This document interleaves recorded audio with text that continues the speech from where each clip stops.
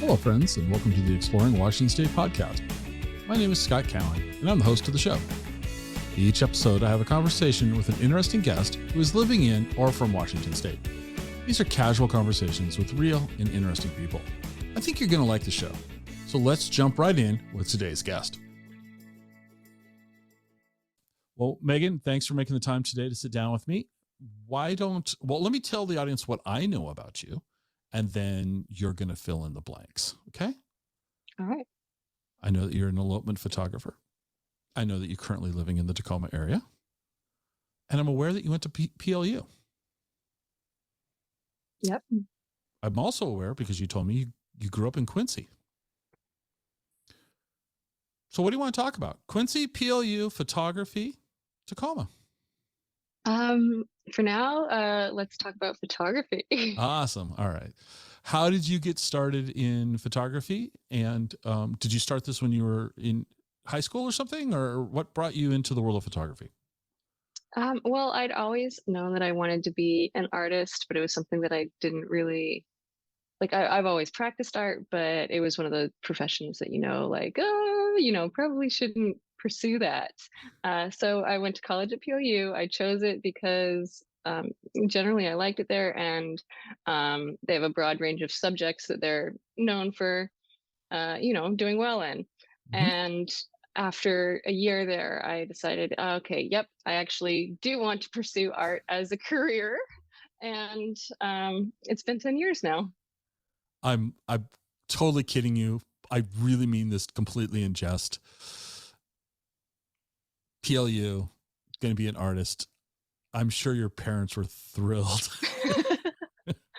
Yes, they're like, you declared as what? Why didn't you talk to us first? And I was like, because it's my major, it's my life. I don't have to consult you. All right, so your parents kind of gave you a hard time, but are they supportive now after 10 years in? Okay, cool. Yes. It took a while. It's just kind of like, you're going to school for what? Mm-hmm.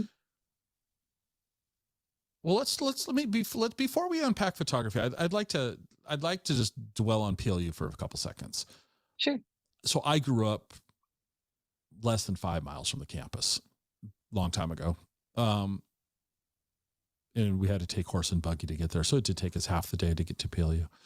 No, what was it about PLU that you liked? What drew you to the school, and what were some of the highlights of your PLU experience? Okay, so what drew me to the school, in high school, I knew of all of the schools and colleges that I didn't want to attend. Like, I didn't want to go to a big university like UW.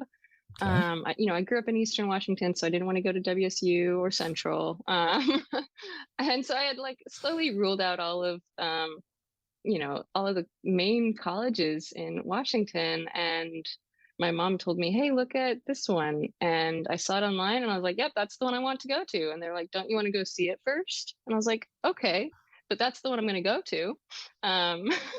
So we went and toured it, and that just solidified, what I saw from the pictures online. And I don't know how I knew, but it was the perfect place for me.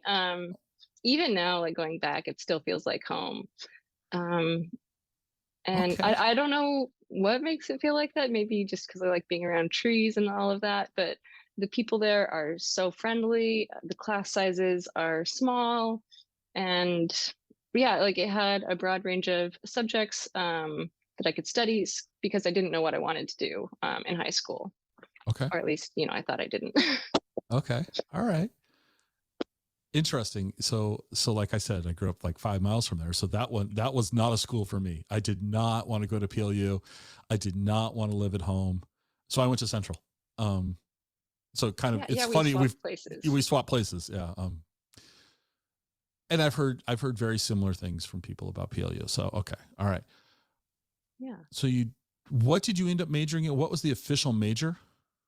Bachelor of Fine Arts with an emphasis in photography. All right. And so while you were going to school and majoring in photography, emphasis on photography, mm-hmm. What did you think post-college would look like professionally?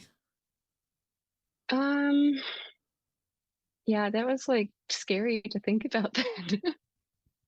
Uh, Sorry. yeah, no, it's a good question. So, PLU, like I was saying, it's Bachelor of Fine Arts. So Hmm. that's what I studied. I studied fine art, and I didn't know if I'd be doing fine art forever, which was like really fun to practice, Hmm. um, and like having work in art galleries and stuff like that. Um, but when I graduated, I like my senior year, I started to really think about, my life after college and like, okay, how am I going to make money as a photographer? So I started practicing portraiture, Okay. and that's how I landed my first job out of college. I worked at Yen Louis Studios, Okay. and it was like boot camp for portraiture, basically. I mean, just kind of like an assembly line, if you will. Was it?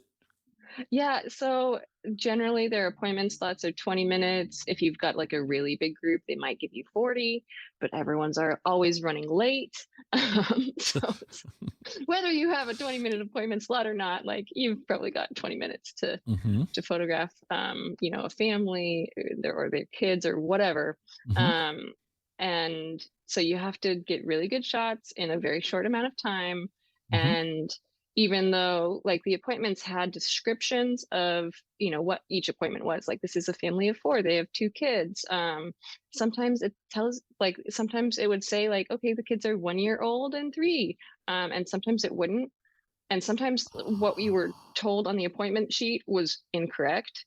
So it was really like, all right, I know I've got an appointment in 10 minutes. Will they be on time? Who's it going to be? Like it was all mystery. So doing that like, 10, 15 times in a day, for 40 hours a week, it really taught me to just be ready for anything. And by the end of by the time I quit, I had photographed over 10,000 people.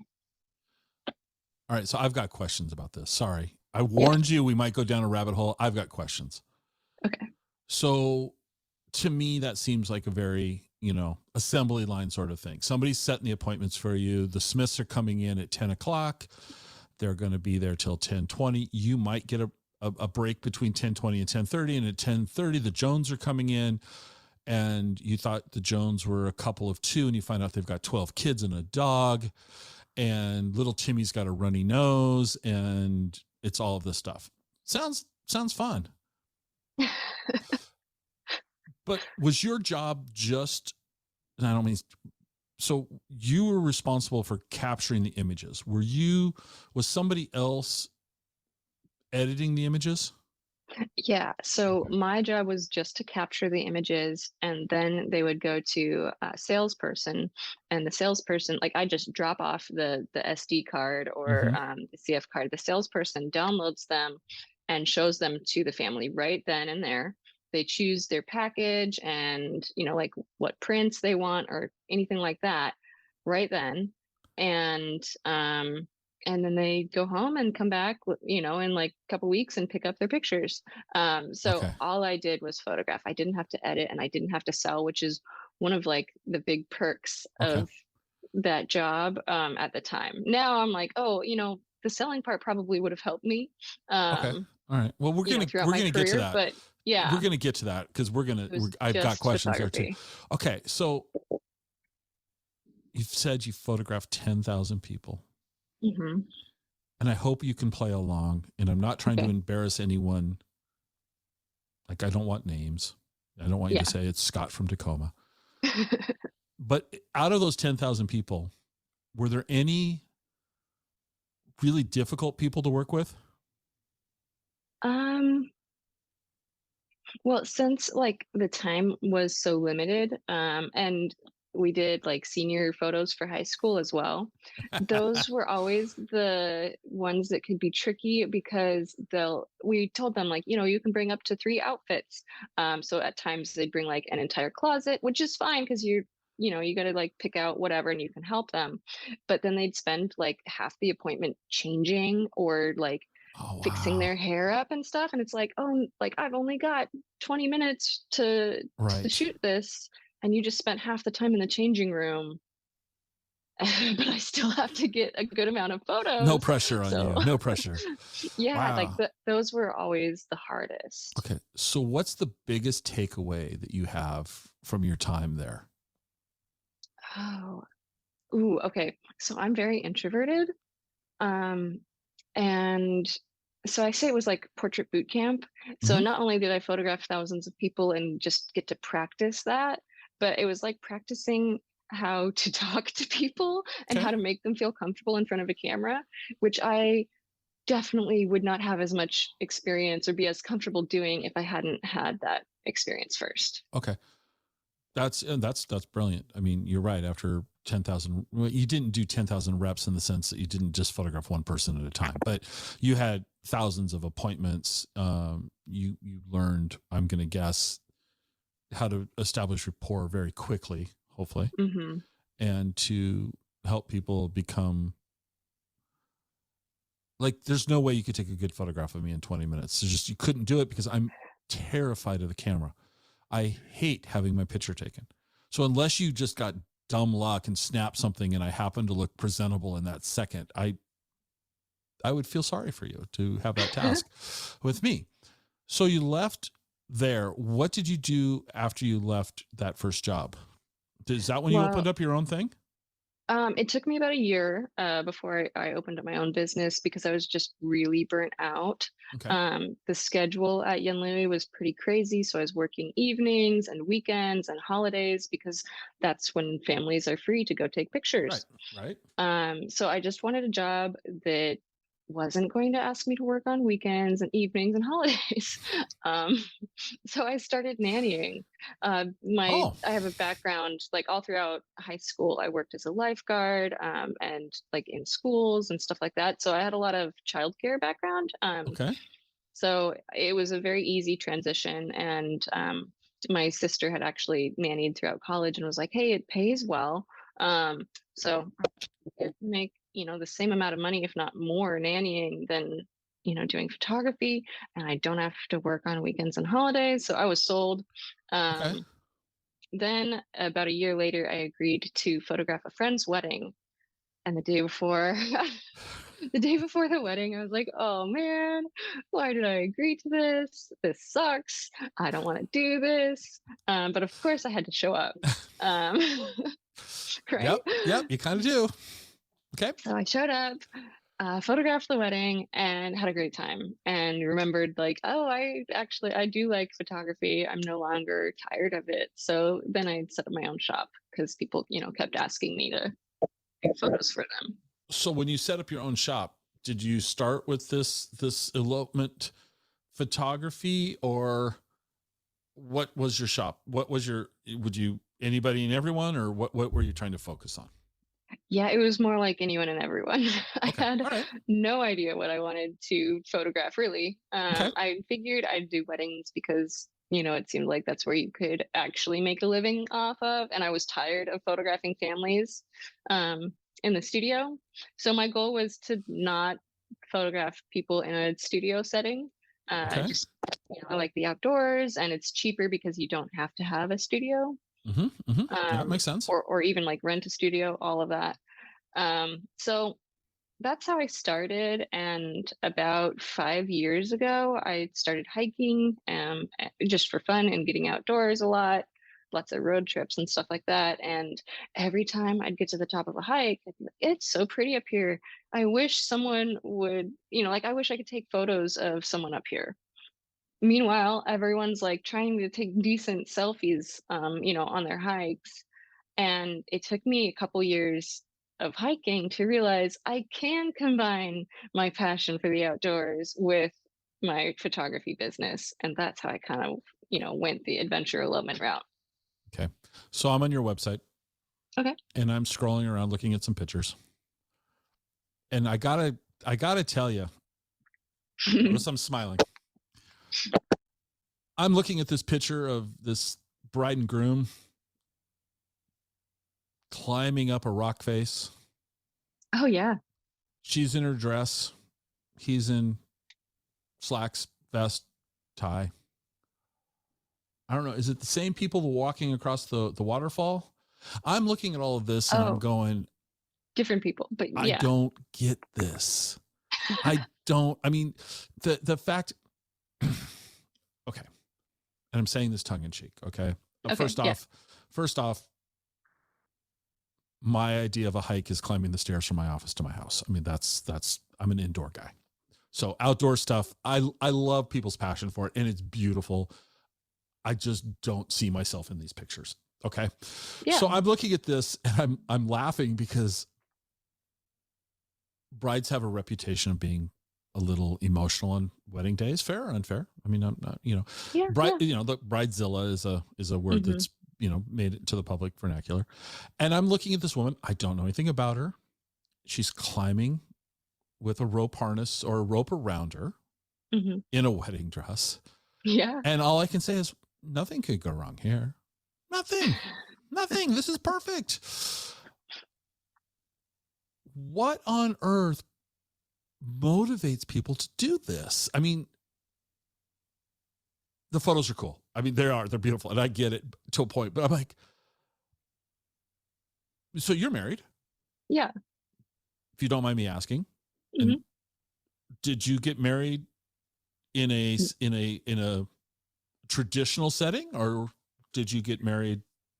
Yeah, so I got married almost 10 years ago, like right out of college, and we had a traditional wedding. Okay. But now we're like, if we would do it over again now, we would just do something really small, elope somewhere pretty. Okay. So I think that's people's motivation. You can, like, it doesn't have to be complicated. It can be totally stress-free, simple. You can invite, whoever you want or don't. And then you're going to get cool pictures and have a fun experience rather than like having to entertain 100 people. So okay, it's a lot less stress for the planning aspect of wedding. Okay. I'm reading here on your site. I'm reading directly off your website. My approach. Okay. I love capturing the uniqueness of every person, what it means to be authentically and naturally you. Some bullet points. And this is across a really cool looking photograph of moss covered rocks, waterfall coming down, a woman in her bridal dress and a guy in a suit. And all I can think of is if he's wearing dress shoes, he's going to slip and kill himself. That's my thought on it initially. She was in hiking boots. Okay. All right. They were both in hiking boots, actually. Okay, I'm thinking dress shoes and I'm thinking, tumbling down that rock. That's where I'm going. Okay. Yeah. So then you say, these are bullet points. I use directions more than specific poses. Give me an example of that. So try to recreate this scene for me. You're obviously, how far away from them when they were crossing that were you? Probably like 100 feet or so. And they're crossing a waterfall. I don't know if you mentioned the waterfall part. Right. So how did you instruct them at that? Or was this just a kind of a candid shot that you were taking them as before they fell to their doom? It was that one in particular was a more candid shot. Okay. I had scoped that spot out earlier. Okay. And I try and, walk around the area wherever I want a couple to be just to know that it is going to be safe and they're not going to slip and fall to their doom. Because if you have a wedding dress on, if it's poofy or dresses are so much harder to walk around in than, a suit. I don't know that personally. I can see that being true. Okay. Yeah. So I'll walk around the area before I ask them to go explore it. But I said, okay, hey, do you see that rock up there? Can you go stand up there? And then I, okay, hug, look at me, or, whatever. Okay. And that picture was as they were walking back to the road. Okay. So you say I use directions more than specific poses. You'll be focused. Oh yeah, I didn't really answer your question. That's okay. So, it's okay. We're going to let you, because you also say you'll be focused on each other. You'll look and feel like yourselves. And this is the one I really like. I won't interrupt a moment for the sake of the shot. That's cool. I think that's very cool. And I'm totally teasing you and trying to have fun with this, but I do have a question. This is just, so wedding dresses are super cheap. They're easy to pick out. Women never stress out about them. In your experience, people that go on an elopement shoots like this, are they wearing super expensive dresses, or are these a little bit, have they saved a little? Since they're walking around outdoors, the dress isn't gonna, It's not going to be pristine afterwards. it's No. not, yeah, it's not going to be pristine after. So are they running around in 4-figure, 5-figure wedding dresses? Or are they doing a little bit more?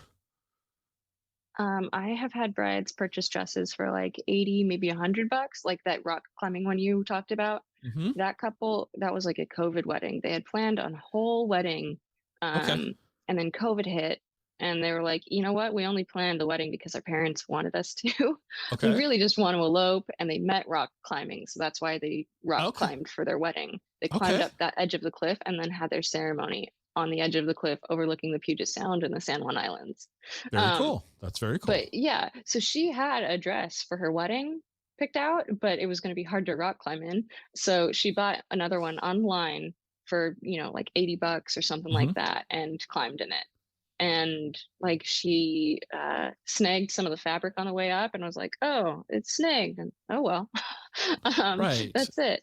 And then I've also, this year I backpacked with a couple in the North Cascades, and so the bride and groom, they're mountaineers. So like they're used to lugging around 50-pound packs. So, which is a little much for me. But yeah, she brought, a big poofy like dress with her. And it wasn't a veil, but it kind of looks like a veil. So we got like super dramatic pictures with like the veil type thing flying behind her in, not quite like a Cinderella style gown, but it was definitely a ball gown that poofed out, and he had a suit and everything. And then I had another couple this year that the bride wore a gown. It was all, I think it was silk, and it had a big train. And so eloping in the outdoors, and they're really into hiking. So we went on a short little hike afterwards in mud because Washington. Why not? Yeah.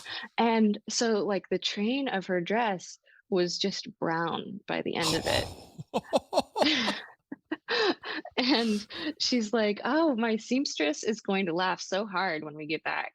Because they're from out of state. They're from, I think, Wisconsin. And she's like, and I asked, like, oh, like, what are you doing with your seamstress? And she's like, oh, we're having a reception when we get back home.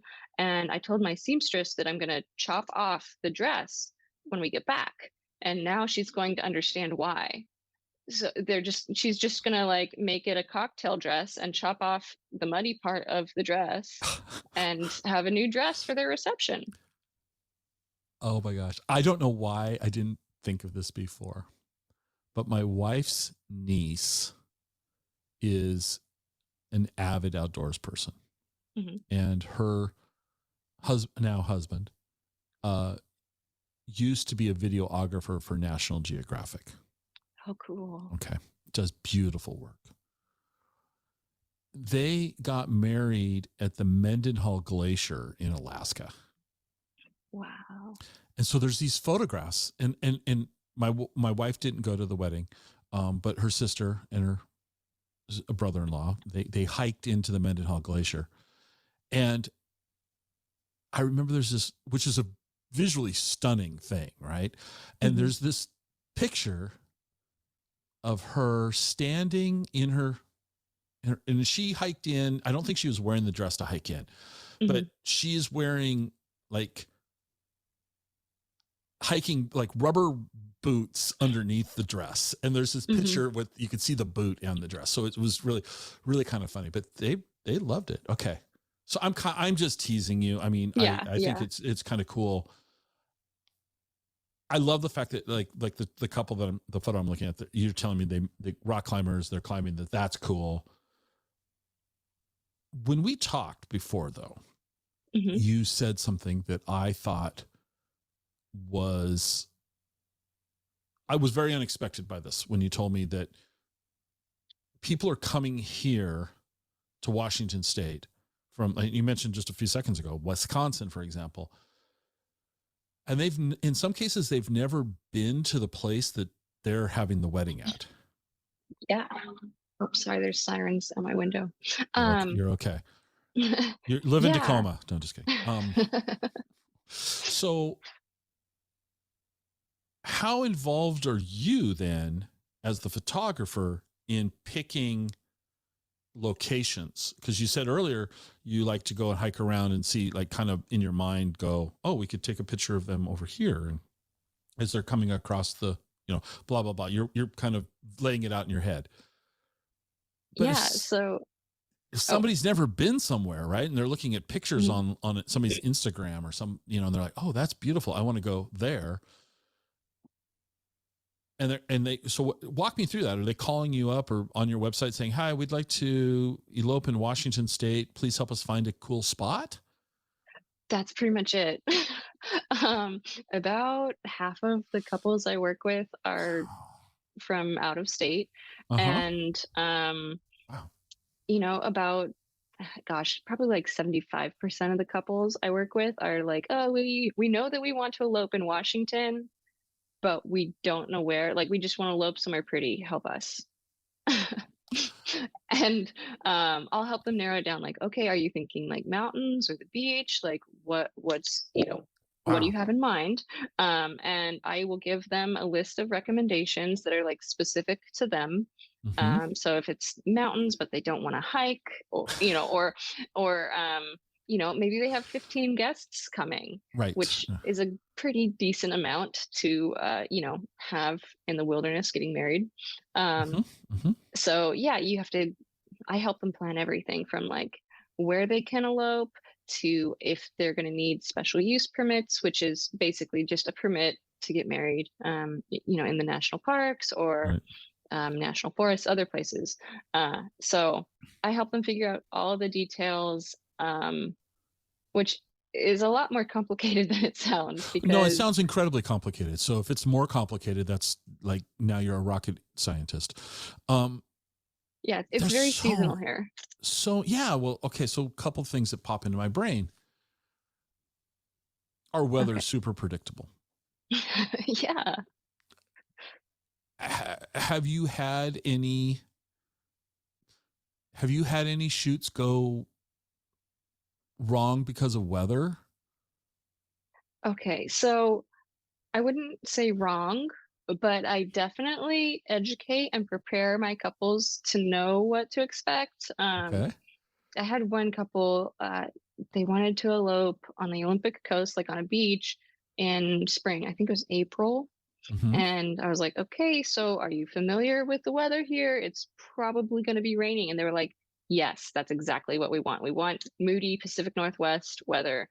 We're totally fine if it's raining. I was like, okay.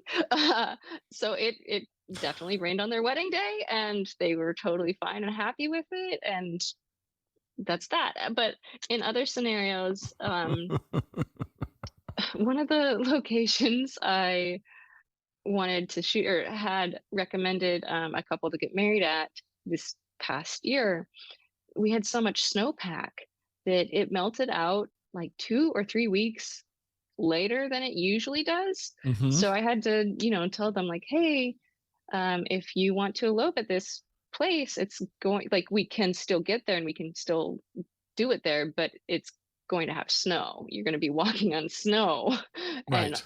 whatnot. Like it will be colder than we expected, and they chose not to. We found a different location like a couple weeks before their elopement, because they just didn't want to have to deal with the snow. So like stuff like that, it's like okay, like here's what the weather's doing, and here's what we can expect, and there's like wildfire stuff now and rain, so a lot to think about. Yeah, there's a lot to think about. Okay, so I have moved on to your packages page. Hmm. Where, so that the hero image that you have on your packages page. Okay, I don't Woman even in a remember which one. dress, guy in a suit wearing a baseball cap. Oh yes, Where is that? that's on top of Liberty Bell in the North Cascades. Liberty Bell is a mountain. We had to rock climb to get to that one too. So she's holding her dress. and she's barefoot on top of a granite mountain with like 600, probably even steeper, like more, but like the mountain just drops off Well, for from like thousands of feet, it from seems this like. photograph, it certainly does look like, once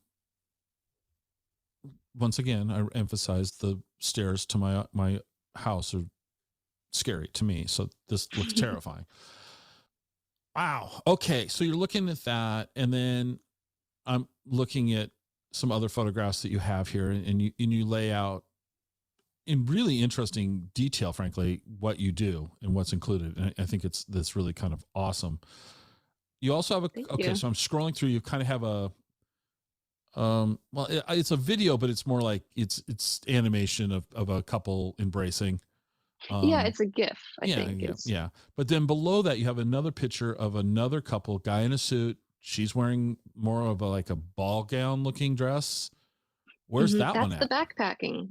That's the one they backpacked. So we backpacked 10 miles into the North Cascades, and the next day they basically got ready and eloped at, was it sunset? Yeah, they eloped at sunset on a ridge near camp, and they had like 10 friends with them as Wow. well. So the night we backpacked into camp, they had like a little bachelorette party. Uh-huh. Everybody brought wigs and fun drinks. Okay. So like, and this was along the PCT. Mm-hmm. So like everybody in the vicinity knew of the wigs and whiskey night. Like that's what they called it. Right. Right. And that they were going to get married. And I thought, yeah, okay, like, all right, the people camping near us, that makes sense. But 2 days later, we were hiking out, and my husband and I, he helped me carry our gear up. Right. It's like, could not do that by myself. And so we were a little ways away from the bigger group, and they're like, "Oh, are you at the wedding?" We're like, "We're like 5 miles from where we camped. You're like new incoming PCT hikers. How do you know there was a wedding going on?" So news traveled really fast. But yeah, that was the backpacking elopement, and yeah, she spent a good chunk of change on that dress, and then we hiked out the day after they eloped, met their families at the trailhead, Mm-hmm. and then they had a reception that evening, and they both changed into different suit and dress. So yeah, it like, yeah, $100 or thousands, it Wow. just, See, it yeah. depends, like, if you put your money in the stuff that you Right. value. Right. No, yeah, you're absolutely correct. So now what I'm about to ask you is going to be very almost impossible for you to answer, but Okay. play along. Walk me through. So I'm looking at how it works. You've got the book, plan, elope, and relive. Walk me through this. How Okay. long? How long does this process take? And I know everybody's different, but like, kind of help me and understand in the big picture of this. Like, kind Okay. of, So yeah, like stereotypically, yeah. most people book about 6 months out, give or take, like 5 months. um Okay. but I book up a lot, about 6 months out, and um yeah, oftentimes they'll be coming from out of state, or even if they're in Washington, they may or may not know what type of scenery they want or the location. So I'll help them narrow that down. A lot of the couples that come from out of state also spend their honeymoon here. Mhm. So I will kind of give them advice like, okay, if you want to elope in the Olympics, you can, basically drive the 101 loop, or Mhm. different things like that. So I'll give them ideas of how they should spend their time based on their interests. Right. Do you tell them where And to go get coffee? we talked earlier, and I don't drink coffee. I I'm like know. the only person in I Washington. know. It's like, you're You're a fraud. You can't. I know. It feels like it at times.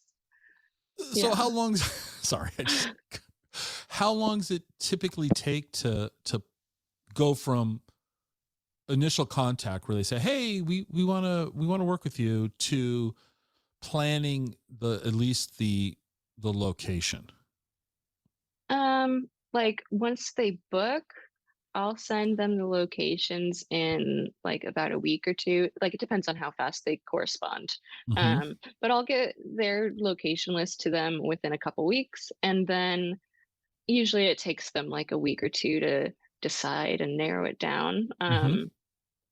And from there, so once they know exactly where they're going to elope, then they can book their lodging nearby.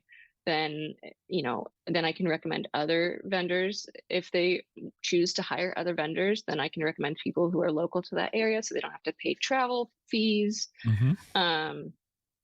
And let's see. So, yeah, it's the location and then the vendors and lodging. And then after that, it's just kind of like, figuring out the small details. Right. Like, yeah. Um, and it kind of just goes on their timeline.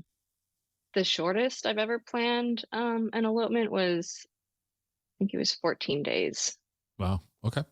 And that was out of state too. Like that was me and the couple going out of state. They went to the Redwoods. So Oh, it okay. was a lot to plan in 14 days. And then, so you photograph the day for them basically, and then you throw out the shots where somebody's looking away from the camera or the sun or whatever, blah blah blah. So from a technical standpoint, let's I'm going to bounce over to technical. Okay. Outdoors, you've got a lot more things out of your control, light, other people. You're not able to say it's our mountain today, you can't be here, things like that. But from a gear standpoint, what's your go-to? How much gear are you packing in? Oh, that's a good question. I feel like I finally kind of like got my sweet spot in what I pack. I generally pack too much and then complain about my back hurting. But your husband goes along, right? Just for that backpacking elopement. Okay. You should have him carry the backpack so your back doesn't hurt. I'm just trying to help you out here. Yeah, Just totally. talk to him. Okay. So, he does sometimes. If he doesn't have to work, he'll come join me. Okay. But in general, to avoid crowds, I recommend people elope on a weekday, and sunrise or sunset is when most people are not around. And it also just happens that the light is really pretty during those times. The golden hour. So yeah, exactly. Yeah. All right. It's very convenient, and it's pretty crazy to see how many people go home after 5, 6 p.m. because it's dinner time. So they leave and it's perfect. So how much gear are you bringing in with you? Oh, okay. Yeah. So I bring 2 camera bodies and 3 lenses and usually a flash. I hardly ever end up using it just because it's slow. And I'd rather take more like candid impromptu shots rather than having to wait for like the flash to recharge, or you got to put the flash in the right spot and have the couple in the right spot. I'm more fluid. Okay. But my favorite lenses, so I used to shoot with prime lenses. Are you familiar with that? I am, yes. Yeah, so prime lenses are known as like the best lenses. They are really nice. They can blur out the background really nicely, but you have to zoom with your feet, as I learned in college. Okay. Yeah, they don't zoom at all, so you have to physically move to get to have it zoom in or out.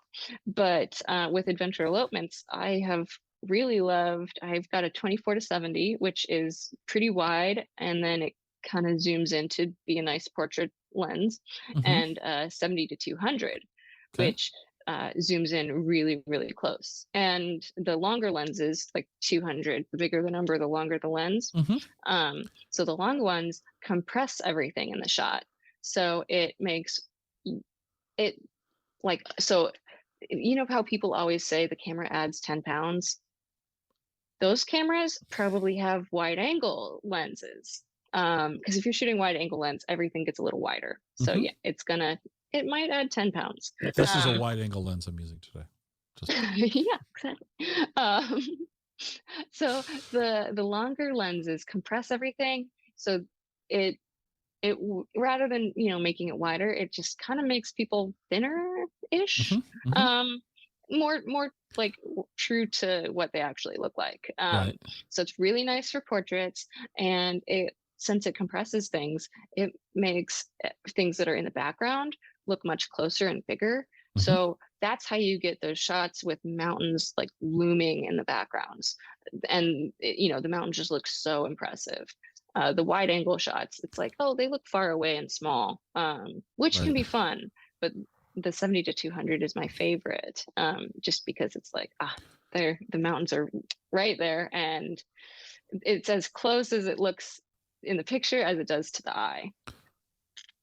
One of the challenges I can imagine is you've hiked in, you've climbed up somewhere.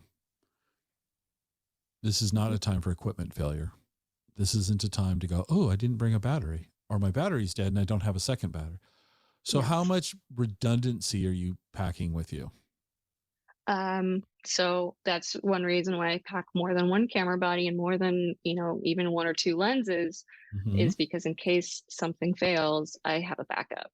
Right. Um, and so when I first started shooting weddings, and I interned with a photographer who shot weddings too, and she said, worst case scenario, if your camera breaks during a wedding, and maybe your secondary or third camera also breaks, there's going to be someone in the audience that will have a camera, and you can like rent it off of them for the evening or something like that. I was like, that's a good solution. Um, But not but one up in but the not North if you're in the Cascades. middle of in the middle of nowhere. So yeah, I have a lot of redundancy, um, that I bring with me, and um, I check my bag like 3 times before I even go out there, Only three? and Only three? Not four? Not five? See, I yeah, would be freaking out the whole time going, oh, did I forget? And I I never pack it. will. Yeah, I have to pack it the day before.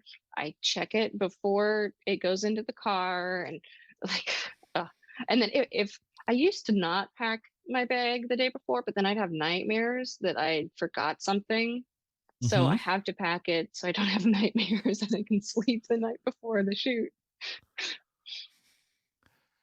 I'm I'm on your blog now looking at your photographs, and there's some beautiful photography here. Oh, Um, thank you. I just so another question I have is, have you encountered any wildlife while you've been out and about? Um, like on a shoot, Yeah, just like on a shoot. deer, I think. Okay, so no. But for personal, oh no, actually, um, I was at Rainier with a couple from Florida, and they were here for their anniversary. So we just did like a little, um, not like an engagement shoot, but like, something equivalent to an engagement shoot, but it was for their anniversary. Sure.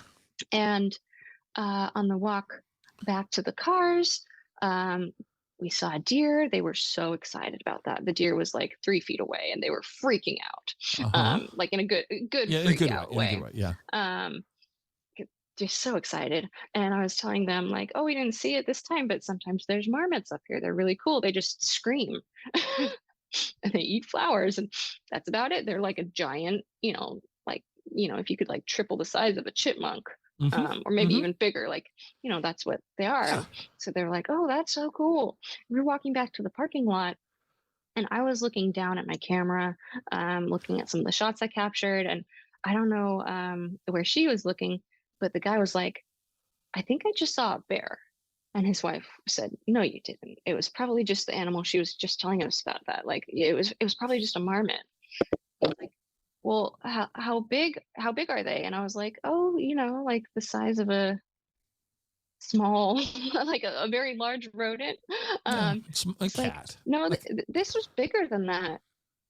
And then we all looked up and saw it. And I was like, that's a bear.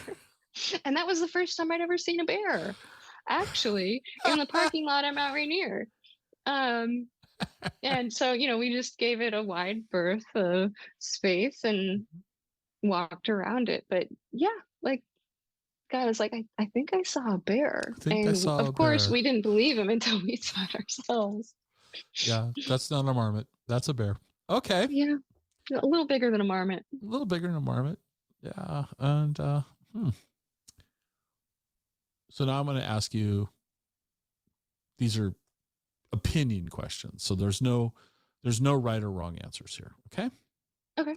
But we will judge you based on your answers. No, just kidding. All right. In your opinion, best place to get married in Washington State? Ooh, if you love the mountains, probably. So you're adding a qualifier. No, one. It's Okay. your opinion. I'm asking My you opinion.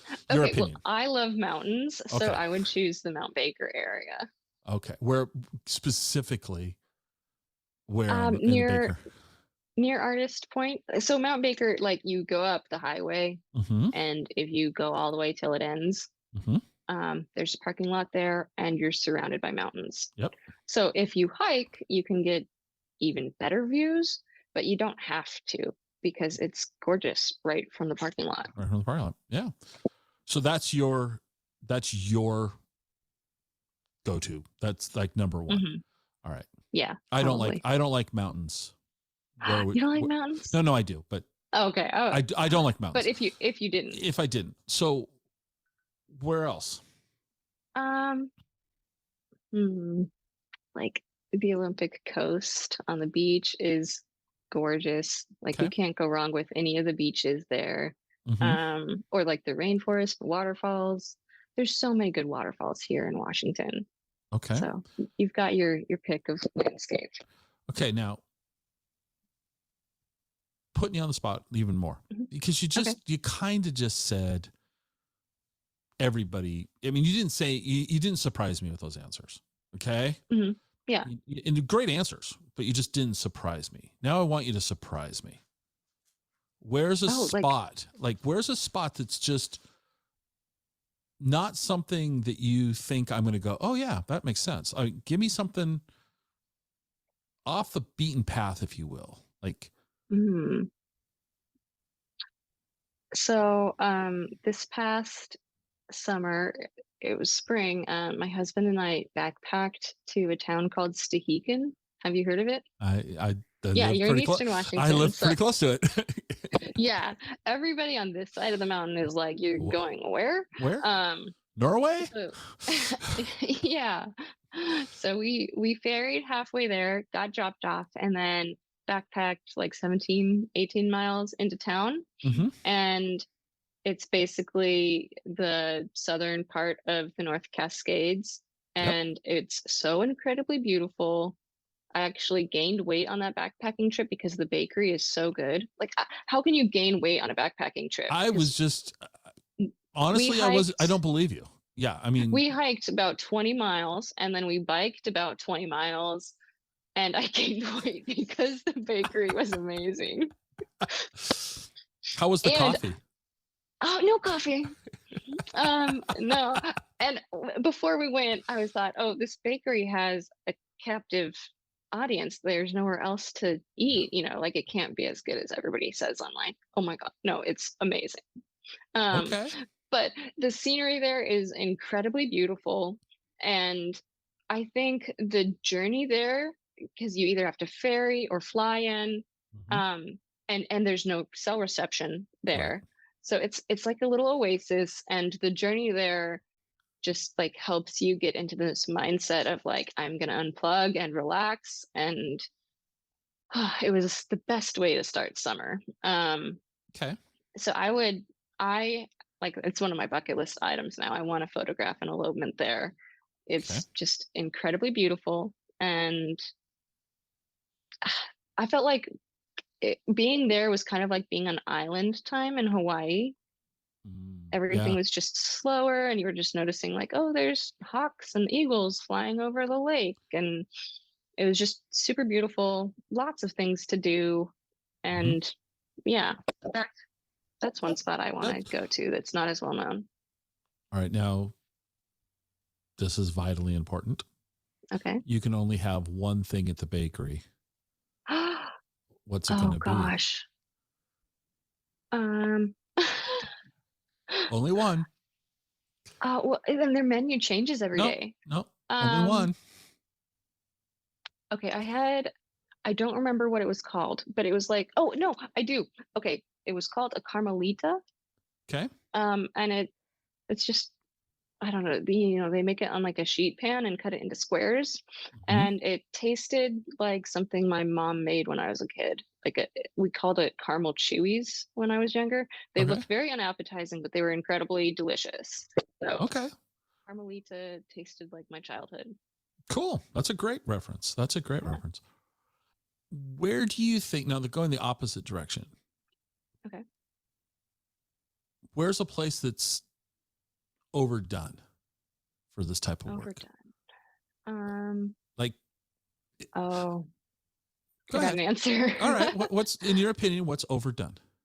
Gold Creek Pond on Snoqualmie. Okay. It's really pretty. Yep.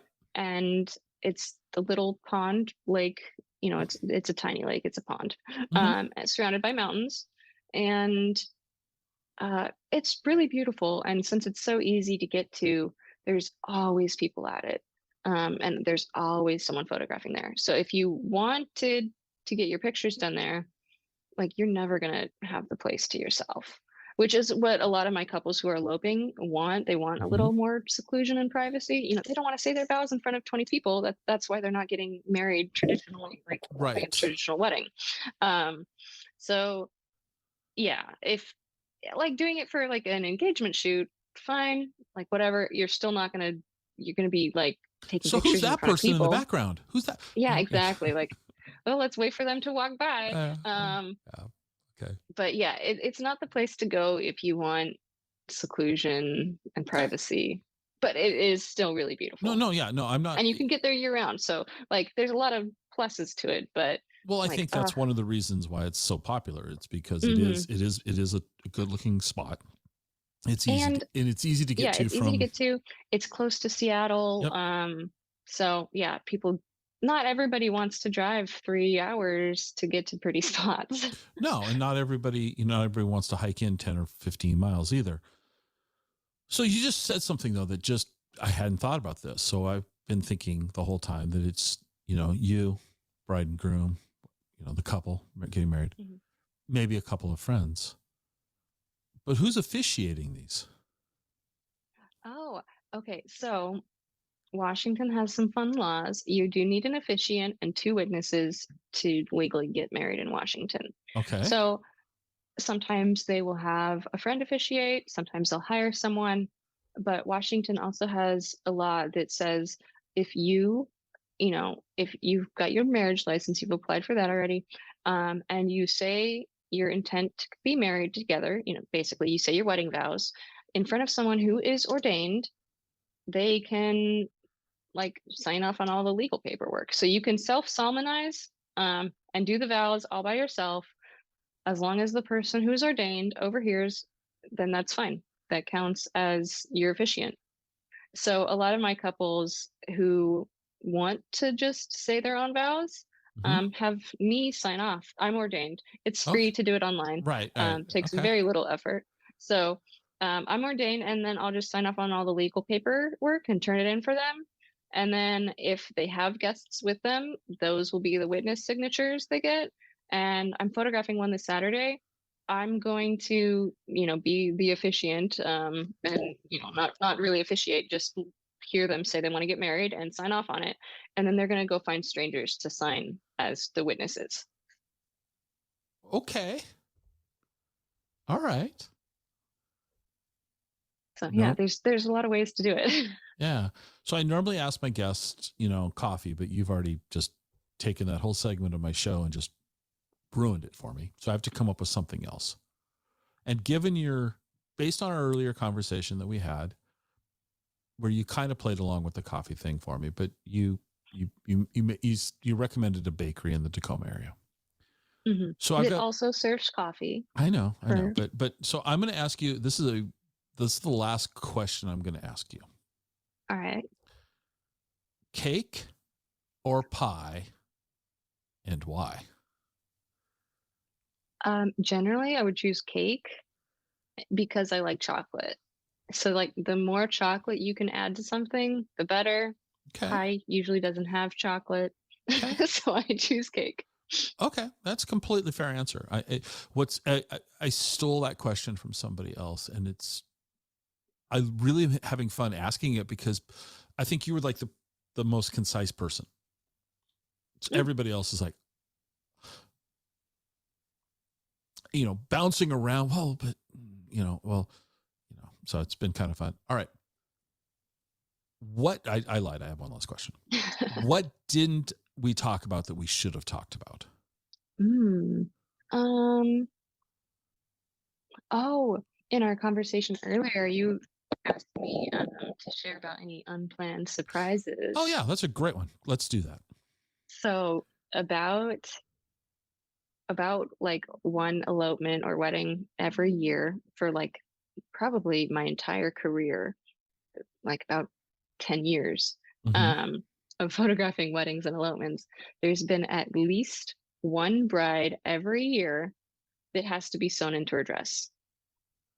Like her dress breaks as she's trying to put it on, and like they lose the clasp, or maybe it like ripped or something. Mm-hmm. And yeah, the solution is sewing the dress on, and And everyone's always shocked at that. okay. So you just gave me a business idea. Maybe we should like partner and like get like REI and come up with, wedding gear for hikers and climbers, Yeah, yeah, our, like Gore-Tex. Gore-Tex. Yeah. Hmm. Rainproof wedding dresses. Yeah, totally. Maybe there's a market here for that. I don't know. So you have to sew them into their dresses. Yeah, because Hmm. these dresses are not designed, and neither are the suits that guys are wearing, but these are not designed for outdoor activity. Any stress here. Yeah, and like if they've got lace on them, like it's very fragile. Mm-hmm. So, So, yeah. this actually spins another question for me though. So has anyone been like completely unprepared? In other words, the bride's showing up with high heels and not, and you're like, how are you going to get to this? You want to climb to this, Oh, has anyone showed up like not prepared? so thankfully, like I set expectations really well, and like, Okay. okay, if you want to hike or whatever, like please bring good walking shoes or hiking boots. So a lot of my brides and grooms just wear hiking boots the whole time.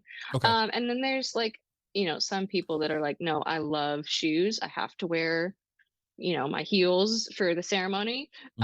Um, and that's fine. So they generally just change for their ceremony or for the photos once we're there. Okay. And then they get their pretty shoes in the picture. But I'm not a shoe person. I'm like, it's practical. Just wear one pair of shoes and that'll Okay. be good. All right. But yeah, for those that are shoe people, they just bring another pair of shoes and wear those when it's safe. That's no fun. I was hoping you were going to say somebody showed up in, men's dress shoes, leather soled dress shoes. And like, this isn't going to work, dude. No, You're I'm going to fall. sorry. You're going to fall. All right. Where can people find out more about you? Where are you on social platforms? Where can they go look at your work, find out more about what you do? And you're not going to talk about coffee with them. So, but it's okay. Where else can people find you?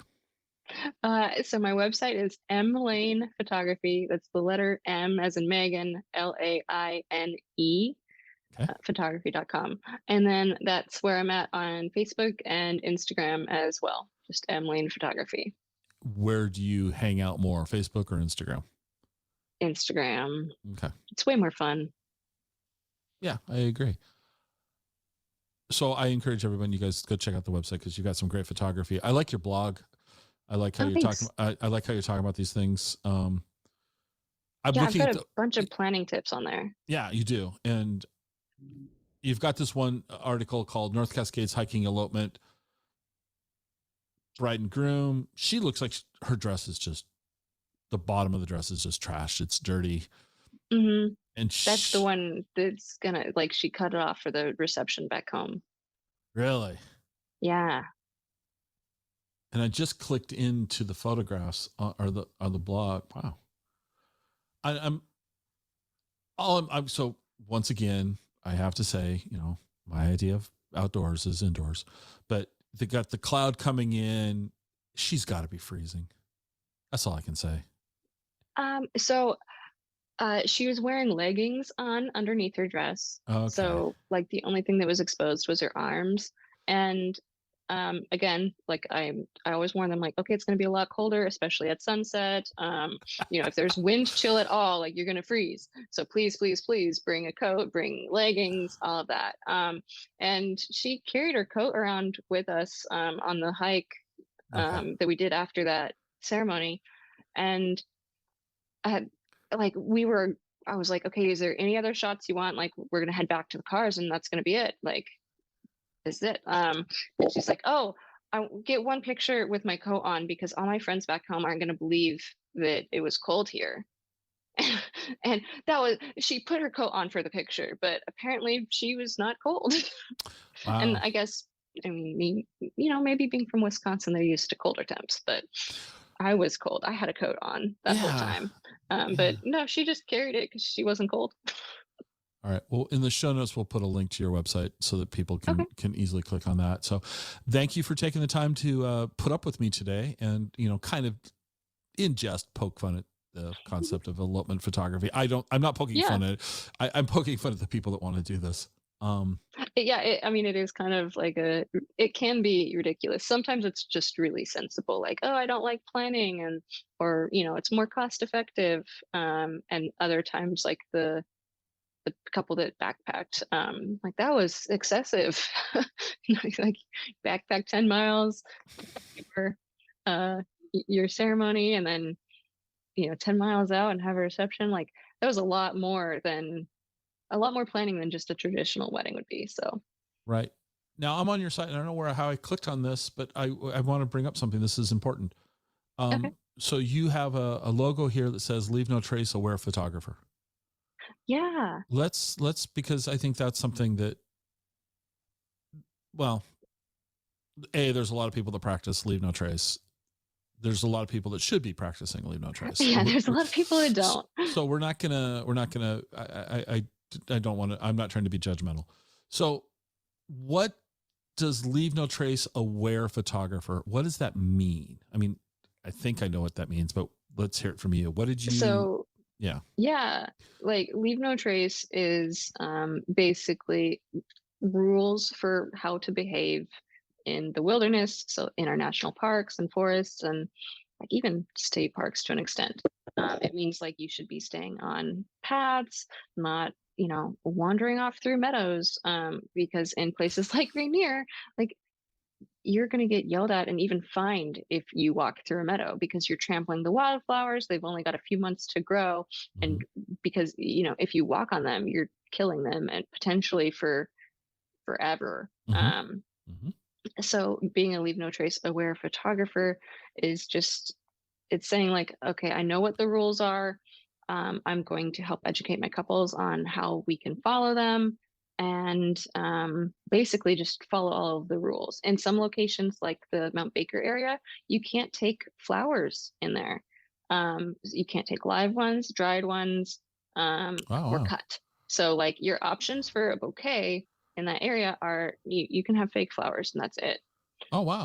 And a lot of people don't know that, but if that. you take a bouquet in there, you're spreading all of these potentially invasive seeds, and that could be detrimental to that environment. And it's so fragile that you, as a photographer, like I am responsible for letting my couples know, like, hey, you cannot take a bouquet here, and we have to stay on the trails. Like, that rock over there is pretty, but you can't get to it. So yeah, helping them navigate all of that. It's Okay. yeah, and that leaves it beautiful for hopefully generations to come. No, that's awesome. So again, Meghan, thank you so much. I really appreciate you taking the time, and I hope people check your work out. And if somebody's listening that wants to go and elope here in Washington, well, you've got some suggestions, and now we know about bouquets. Yeah, exactly. All right. Well, it's good to talk to you too. Thanks. Yeah, this is fun. Hope you enjoyed the show. You can reach me on Twitter at ExploreWaState. I'd love to hear your comments. You can also visit our website at explorewashingtonstate.com. If you know anyone who would like the show, it'd be amazing if you'd share the show with them. This is the biggest way that we grow this show. Good old word of mouth. I'm glad you were here with me today, and I hope to have you listening to the next episode. See you then.